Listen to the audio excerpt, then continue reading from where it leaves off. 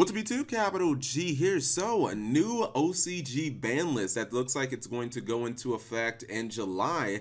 This is pretty interesting because people had been speculating this. I would say probably over the last week I started hearing, hey Cap, there might be a new OCG ban list. And even though obviously the TCG and the OCG don't share a ban list, I still think that it's really interesting to keep up with the OCG meta because a lot of times the TCG meta kind of follows that suit. And then you kind of can get a little clue as to what cards Konami might end up hitting here. You guys know stuff like the Tyrant Neptune, you know, that got banned in the OCG, and then on the very next TCG list, it got banned a little while ago. They banned the Dragon Rulers in the OCG, that was like a couple of years ago, and then on our very next ban list, like, you know, lo and behold, the Dragon Rulers ended up getting banned as well. So let's go ahead and look at the ban list. I have not actually looked at it. I guess maybe Bullhorn got banned. The thing is, I don't even know what they can do to Zoodiac at this point because they already nerfed the deck into the fucking ground and it's still the best deck in the OCG. Like, I mean, they took out Barrage, they took out Trident, and they limited like Rapier to 1, and it still ended up topping and doing good at events because people turned the deck from like a really hyper aggressive deck into this like really stun deck with like Macro Cosmos and a bunch of traps and shit. So let's go ahead and look at it. Let me shut up because I know you guys are like, Cap, just show us the damn list. I don't know what the list is either. I just assume that Bullhorn has been hit. So let me go ahead and click it. Let's see. Newly forbidden Zoodiac broadbull. Wow. Rest in pepperonis to to any of those decks like Fire Fist and Lunar Lights that were still using that copy of Bullhorn to search things like Kaleido Chick, or, well, when Lunar Lights, it basically searches the entire archetype. And Fire Fist 2, I mean, that kind of hurts, but people have been saying, when I made that video about what is the real problem with Zoodiac, people have been saying, like, broadbull is the problem, Cap. It searches the entire archetype. It's so easy to make, and it is, you know, just, even if you make it just a proper way, isn't it just 2 level 4 monsters? The fact that it's generic also means that you can use it outside of Zoodiac, but I think obviously Zoodiac is the problem with Bullhorn. I don't think anybody's like, Cap G, Lunar Light searching too much. Obviously the card is broke in its own archetype. So, I mean, it's understandable, and I don't think that we'll see this in the TCG soon, but I think that this will happen depending on if Zoodiac survived this next August ban list in the TCG. Maybe Konami will be like, all right, we're just gonna fucking kill this deck with fire. We're just gonna, you know, ban everything over here. So Zoodiac broadbull. Oh shit, that's the only banning. And okay, so for newly limited, it looks like we have Masterpiece, Fairy Tale Snow, and Diagram. Okay.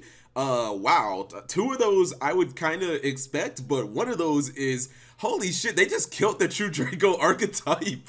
Oh, wow, that shit is unplayable now. Masterpiece, I kind of get that. I think a lot of people do not like the design of Masterpiece. It's not even the fact that he is essentially a tribute form of Towers. Well, he can kind of become a tribute form of Towers. I think that people don't really like the fact that he has the really good stats. Obviously, a lot of times when you tribute for him, you can blow up cards at the same time. And then he has that quick effect that lets you, like, you know, to potentially, like, disrupt your opponent's plays by, like, getting rid of cards on their side of the field. Like, I think Masterpiece was just a little too strong. Like, I don't know. Maybe if he didn't have that removal effect, people would have been okay with him. Diagram, I'm not going to sugarcoat this shit. I did not see that coming at all. If you're in the TCG and you've got a playset of diagrams, I know you're probably sweating. You guys ever seen that meme of like Key and Peele, and I think it's Jordan Peele, and his face is like all sweaty from like Key and Peele. I could be wrong about that, but that would make me start sweating right now. If I had a playset of diagrams in the TCG right now, I might be thinking, oh God, Cap, in August are my diagrams gonna be? Are they gonna be $8 cards? Because, you know, I may have dropped like $75 on each copy. I did not see Diagram coming.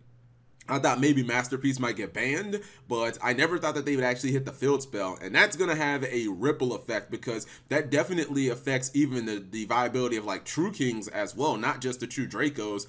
I think it really hurts the True King variant because if you're playing like True King Dinosaurs, I don't think that there's a point of really running the True Kings anymore because you can't search them anymore. So like, I don't know. I feel like that is that might kill the true Draco archetype, because you can't search him unless you're just gonna max out on everything else. I guess if you're gonna max out on all the other shit, then I guess it can work. Fairy Tale Snow. Okay, so people have been talking about this in the TCG.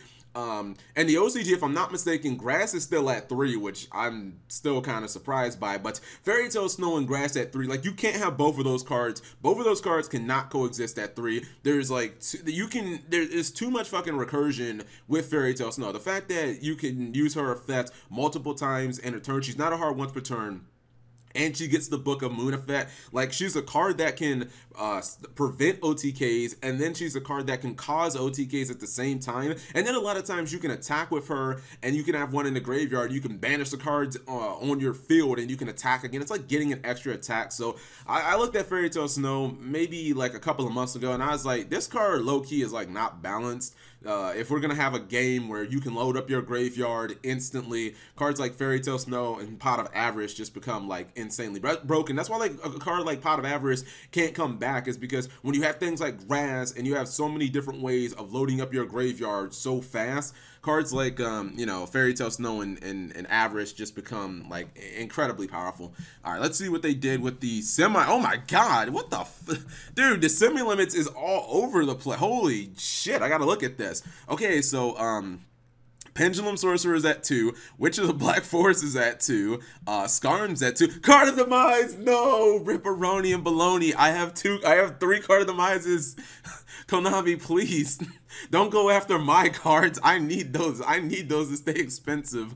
Burial from a Different Dimension. Oh my god, how long has it been? I mean, we've been talking about that one for what, the last 3-4 years? Come on now. Burial from a Different Dimension. Outside of Mizuki, who really uses, like, what really breaking that? I mean, Infernoids, I guess actually Infernoids might be kind of like broken in the OCG, because they still have Grass plus, you know, double Burial might be kind of sick. But like, if you don't have Grass or Reasonings at 1, like, I don't really know what Burial's kind of broken in other than like Infernoids, because it's okay with zombies, but they go into Omega anyway, so it's like they already have a way of putting like banished cards back. I guess it's a quicker way. Rescue Kitty, I'm perfectly cool with that. Rescue Cat isn't doing all that much. I still think, I'm never going to say Rescue Cat's a bad card. Even post errata, I still think Rescue Cat is better than Imperial Order. I'll take that shit to my grave. That card is amazing. Preparation of Rites, because it looks like they're never going to put Necros back at full strength. I think, man, put Necros back at full strength and see don't they fucking become the best deck in the game. I promise you that shit. Looks like Sacrifice is at 2 as well. I think that would definitely be nice in the TCG, especially with the Pendulum nerf. Cleefort aren't really going anywhere. Although I believe that Scout is at like 2 in the OCG. I could be wrong. It's not at 1 if I'm not mistaken. Dark Hole at 2 is whatever because it's at 2 in the TCG. Union Hanger. Okay, so a little love for ABCs. Oh my god, they put a... Okay, I could actually... This is crazy. This is going to sound crazy. I could actually see this happening in the TCG. This is going to sound really fucking crazy. I believe that's Wavering Eyes. And I know as busted as Wavering Eyes is, the thing you have to think about Wavering Eyes is pendulums are about to be so fucking dead. I actually think Wavering Eyes could not just come back, but I think it could like come to 2 because like one of the things that made Wavering Eyes so dumb and so broken is in mirror matches. Whoever had like the Wavering Eye, I never played Performages and PAL, so I didn't play the mirror matches, but from what I saw, whoever resolved Wavering Eyes first just basically won. If you didn't have like the damage juggler for it, it was just basically GG no re, especially if you got the 4 effect where you got the like, let me think, with the 4 effect, you did the burn damage, you searched, you banished a card, and then you got the shoot, which one am I missing? I know you searched the Wavering Eyes, you got the burn damage, and you got to banish a card. I know I'm missing one, but it was pretty broken. That's the point I'm getting at. Hey, shout outs to Paul from Team APS. He was the first one kind of talking about this I saw. He said that terraforming might end up getting hit. And you know what's kind of crazy? I low-key was like, maybe he's on to something. The reason that terraforming is at 2 in Japan and why I think that this will be one of the things that happens in the TCG eventually is because the game of Yu-Gi-Oh has become way too field spell dependent. You look at the fact that they're already hitting Diagram, you can see that they hit Union Hanger in the OCG. There are so many like amazing field spells that Konami keeps releasing for these archetypes. Like, come on now. I mean, think of an archetype that's really been great that like doesn't have a field spell. I mean, Zoodiac's like the only one that you can think of in a while that's just like has no interest in playing field spells, but field spells are just dominating the game right now. And I think Konami is kind of getting sick of everybody like throwing 3 copies of Terraforming into everything. Dragon's Ravine, I'm just gonna be honest, I have no idea what that was even at in the OCG, if that was at 1 or 3. I'm gonna assume it was at 1. Why? I think it's at 2 in the OCG. Konami needs to just understand Dragon's Ravine is not good. This is not 2000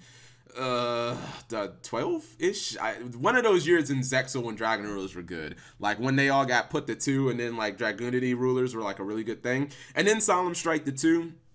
This to me is inevitable.